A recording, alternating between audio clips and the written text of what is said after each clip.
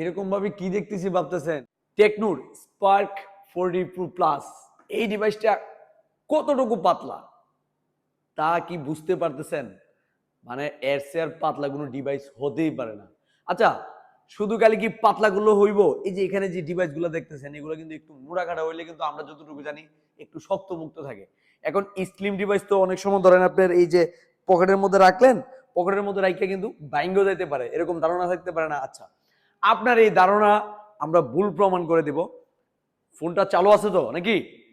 দেখেন এটা কতটুকু পর্যন্ত ওয়েট গ্রহণ করতে পারে। আমরা এই যে দেখেন এরকম ভাবে রাখলাম, কারণ অনেকে বলতে পারেন যে এমনি রাখলে তো এটাতে বার তেমন বহন হবে না, এজন্য এইভাবে রাখছি।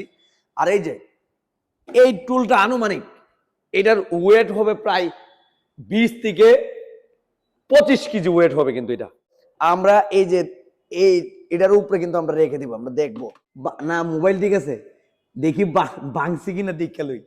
হ্যাঁ ঠিক আছে তো নাকি?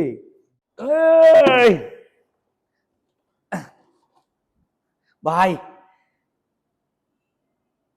চেক করা হয়েছে, কারণ 20 থেকে 25 কেজি ওয়েট এটা দিয়েও চেক করলাম, আসলে এটা ভাঙবে না বা বাঁকা হবে না। যে দেখেন কোনো বাঁকা টাকা হয়েছে, বাঁকা হবে না আমি যেভাবে রাখছি। এবং এটা অনেক স্ট্রংলি একটি স্মার্টফোন, কিন্তু এটা হচ্ছে একমাত্র টেকনোর স্পার্ক 40 প্রো প্লাস, মাত্র 24,999 টাকা।